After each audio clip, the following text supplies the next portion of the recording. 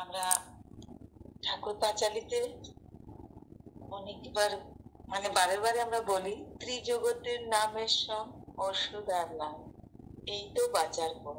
সত্যি প্র্যাকটিক্যাল আমাদের চোখের সামনে এইগুলো অনেকই ঘটনা হয়েছে। তার মধ্যে একটি ঘটনা এটাও আছে, এই পরম দয়ালের নাম নেবার পর একটা 20 বছরের মেন্টালি পাগল কি করে ঠিক হয়েছে, সেটি ডিপি ওয়ার্কের মাধ্যমে। তাই ডিপি ওয়ার্ক কত বড় জিনিস, এই কথাটা আমি বলার চেষ্টা করছি। কিছু ভুল ত্রুটি হলে ক্ষমা করবেন। আমি হিন্দি ভাষী, বাংলা আপনি ওই 16-17 মিনিটেই বলুন, ঠিক আছে? আচ্ছা, চেষ্টা করছি। ঠিক আছে।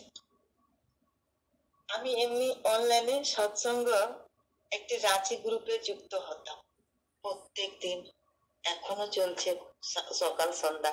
আমি সন্ধ্যায় যুক্ত হতাম। একদিন এমনি সৎসঙ্গ যুক্ত ছিলাম। সৎসঙ্গ শেষ হবার পর আলাপনী চলছে। আলাপনীতে একটি দাদা, ওই দাদাটি এখানে যুক্ত আছে, রাজেশ কুমার দাস দাদা যুক্ত হয়েছিলেন।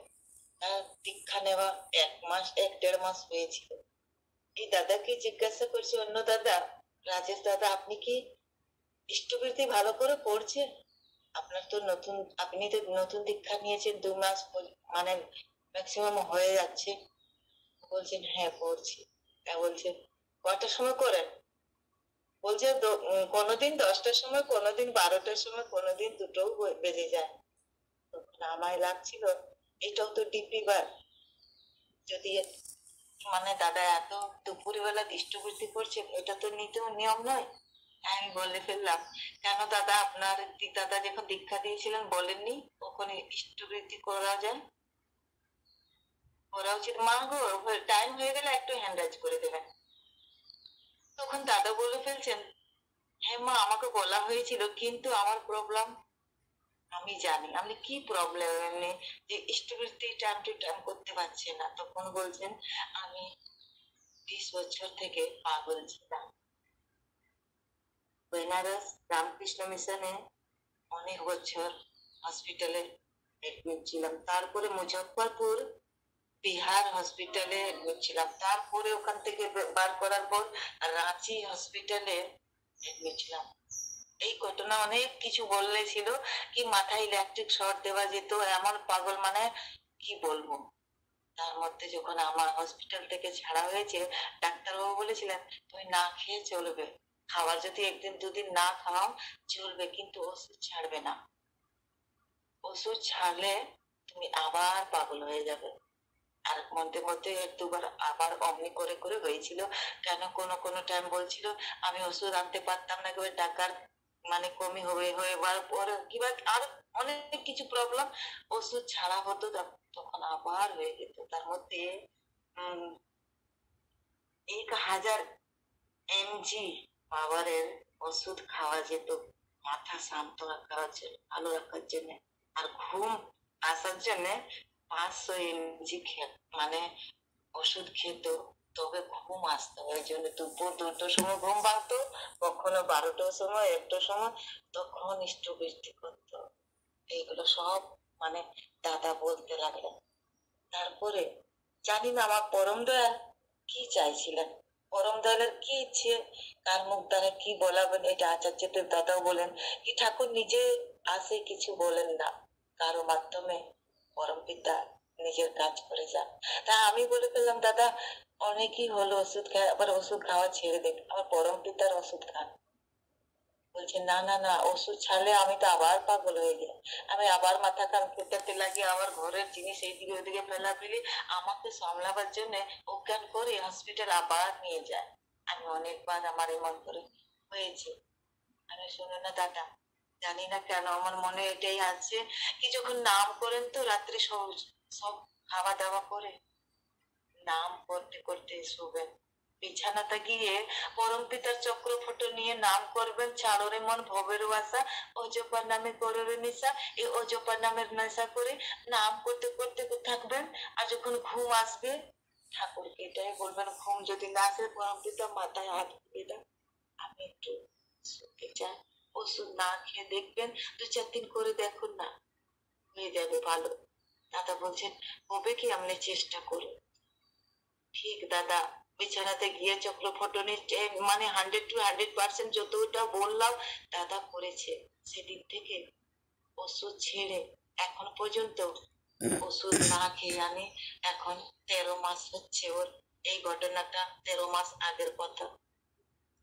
তখন সে 25-26 দিন ওই লিঙ্কে আমি যুক্ত হতে পারিনি, আমি ছোট্ট করে বলছি, যুক্ত হতে পারিনি। আমার সেম টাইমে স্টপের সঙ্গে ওইদিকে দিকে থাকতো অনেক জায়গা। যখন 26 দিন পর লিঙ্কে যুক্ত হয়েছি, তখন দাদাটি মধ্যেই বলে ফেলছেন, মা লাস্ট পর্যন্ত থাকবে, আপনার সঙ্গে কথা আছে। যখন শেষ হয়েছে সৎসঙ্গ, আলাপনি চলছে, তখন আবার বলছে, মা আপনি যে বলেছিলেন সেম টু আমি করলাম। এরকম কেঁদে, ছোট বাচ্চার মতন কেঁদে যাচ্ছে, বলতেই পারছে না, এত কান্না ওর আসছে। আর আমি বুঝতেও পারছি না কি বলছে। আমি বারে বারে এটাই বলছি, একটু কান্নাটা থেমে আপনি বলুন না কি হয়েছে। তখন চোখ মুখ ছোট বাচ্চার মতন ভিডিও অন করে সব কথাটা, সব ঘটনা বলতে লাগলো। মা আপনি যেমন বলেছিলেন আমি করছি, তখন থেকে ঠিক রাত্রি না ওষুধ খেয়ে রাত্রি 10টায় ঘুম চলে আসছে, 3টায় ঘুম ভেঙে যাচ্ছে, 2 ঘন্টা নাম ধ্যান করছি, তারপরে ইষ্টবৃত্তি প্রার্থনা করে যাচ্ছি। আপনি, আমি খুব সুন্দর না ওষুধ খেয়ে আজ পর্যন্ত মানুষের জীবন পেয়ে কি করে মানে ঘুম আসে না ওষুধ খেয়ে, কি করে মানে একদম ফ্রি হয়ে চলে, এবার আমি বুঝতে পারলাম। আমি এতদিন ধরে মানে 2টো পর্যন্ত ঘুম ভাঙতো, যখন একটু ভালো থাকতাম, নেশার মতন থাকতাম, আবার 2-4 ঘন্টা পর ঘুমের ওষুধ খেতাম, মানে ভালো করে জ্ঞানও আসতো না, আবার আমি অজ্ঞান হয়ে যেতাম ওষুধ খেয়ে খেয়ে। এবার আমি বুঝতে পারছি মানুষের জীবন কেমন হয়। এবার আমার ইচ্ছে আছে, তাই আমি খুশি খুশি বললাম, ঠিক আছে দাদা, আপনি এত ভালো করে ভালো হয়েছেন, তাই আমি কিছু চাইলে আপনি দেবেন। দাদা খুশি খুশি হয়ে বলছেন, হ্যাঁ মা, চোখ মুখ জলদি জলদি মুছে, হ্যাঁ মা আপনি বলুন না আমি কি দিতে পারি আপনাকে। আমি বললাম যেভাবে আপনি ভালো হয়েছে, এই ঘটনাটা সকলেরই দাদা মাদেরকে বলবেন, নিজের ফ্যামিলি, পাড়াতে, দোকানে, যখন জায়গাতে গিয়ে স্টেশন কিংবা ট্রেনে আপনি বলতে পারবেন আপনি কিভাবে ভালো হয়েছে। বলছে হ্যাঁ বলতে পারবো। আজ পর্যন্ত এই কাজটা, ডিপি ওয়ার্কের কাজটা দাদা করে যাচ্ছে, আর যেভাবে ঠিক হয়েছে, নামে ত্রিজগতের নামে সব ওষুধ আর নাই, এই তো বাঁচার পথ, এইটাই বাঁচার পথ ভেবে মানে মেনে ওই দাদাটি চলে যাচ্ছে। তারপরে 6 দিন আগে আমি ঠাকুর বাড়ি গেছিলাম, আর ওখানে এই দাদাটিও এসেছিল, রাঁচির আছে দাদা, দাদাও এসেছিলেন। আমি বললাম দাদা আপনি যেভাবে এত সুন্দর মানে ঠাকুর ধরে আর ঠাকুরের নীতি নিয়ম নিয়ে ভালো হয়েছেন, আচ্ছা চিত্র দাদাকে বলুন না কেন। তবে ও নিবেদনের লাইন লেগে গেছে। লাইন যখন আসলো, দাদা আচার্য দাদারা কথা হওয়ার আগেই তো একটি দাদা থাকেন গেটের কাছে, উনি সব কথা জিজ্ঞাসা করলেন, দাদা সব কথাটা বলে দিয়েছি। দাদাকে ওই দাদাটি, রাজেশ দাদাকে খুবই জোরে বকে বলছি, আপনি ওষুধ কি কেন ছাড়লেন? আপনি 20 বছরের পাগল ছিলেন, আপনি ওষুধ ছেড়ে ভালো কাজ করেননি, আপনি ডাক্তারের কাছে আগে যান, তারপরে আচার্যদের দাদাকে নিবেদন করবেন।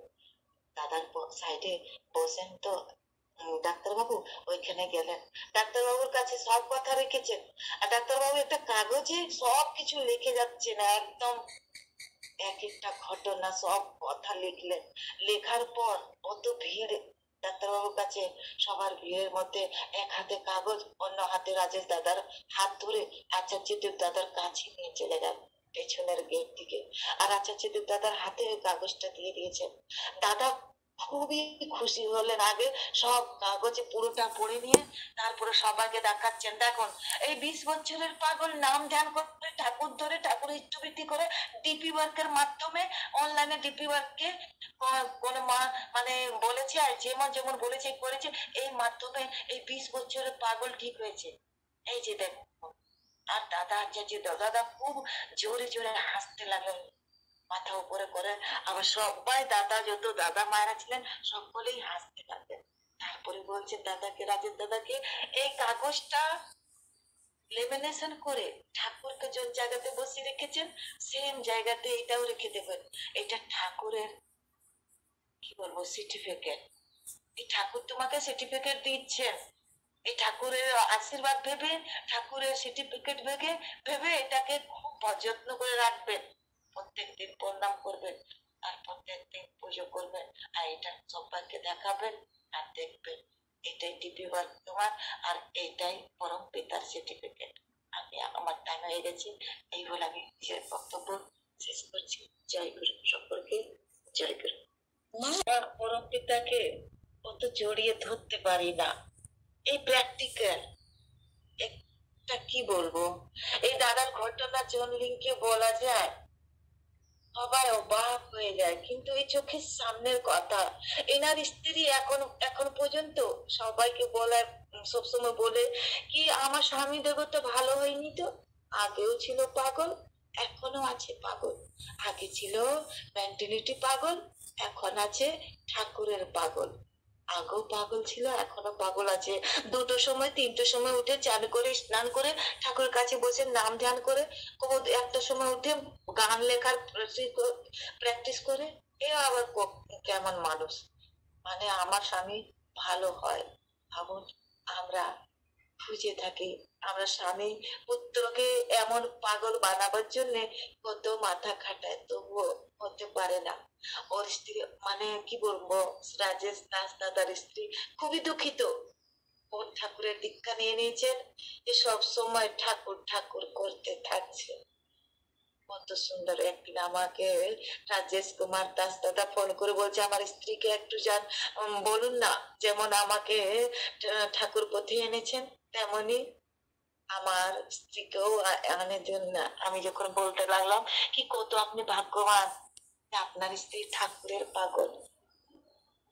একবার শ্রী শ্রী দাদার সামনে একটা ভক্ত এসেছিলেন, ও নিজের ছেলে আর স্বামী দেবতাকে নিয়ে উনি সবকিছু এমনি বলে যাচ্ছেন, দাদা আমার স্বামী দেবতা একদম পাগল, সব সময় ঠাকুর ঠাকুর করতে থাকেন, অন্য কাজ কিছু দেখতে পারেন না, করতেও পারেন না, আর সব সময় ঠাকুর ঠাকুর। শ্রী শ্রী দাদা বলছিলেন এমনি পাগলই তো, অনেক কিছু বলেছিলেন, আমি অতটা যাব না, অনেক সময় লেগে যাবে। তখন শ্রী শ্রী দাদা বলছেন ঠাকুর এমন পাগলই তো খুঁজছিলেন। তাই ভাবুন কি রাজেশ কুমার দাস দাদা 1 মাস 1 বছর 3 মাসের দীক্ষিত, তারপরে 1 বছর সস্তনি নেওয়া। যখনই আমার ডিপি ওয়ার্কে আমি যখন বলেছিলাম এমনি এমনি করে নাম করবেন দেখবেন কেমন লাগছে, তারপরে 1 মাস পরেই ও সস্তনি নিয়েছেন। আবার সস্তনি নিয়ে ওর সবচেয়ে ফার্স্ট কাজ আছে ডিপি ওয়ার্ক। সকাল 7টার সময় থেকে 9টায় 10টা পর্যন্ত, অনলাইন হোক কি অফলাইন হোক, যদি 10টা মানুষকে না বোঝাতে পারে তাহলে ওর দিনটা যায় না। আমি ওকে আমার দ্বারা, আমার মুখ দ্বারা আমার পরম পিতা এখান পর্যন্ত এনেছেন, কিন্তু আমি অতটা পারছি না। একসাথে 1 ঘন্টা 1.5 ঘন্টা নাম ধ্যান করতে পারি না আমি, কিন্তু করে। আর নাম ধ্যান যতটুকু করে ততটুকু মানে কি বলবো, অনেকই বলার আছে। আমি এই বলে শেষ করি, আর কোনোদিন সুযোগ পেলে আবার বলবো। আমি এই বলে বক্তব্য শেষ করছি। সকলেরই মঙ্গল প্রার্থনা পরম দয়ার চরণে রাখি। সবাই ভালো থাকবেন, সবাই সুস্থ থাকবেন, সবাই পরম পিতাকে নিয়েই ব্যস্ত থাকবেন। সকলকে আমার রানামিত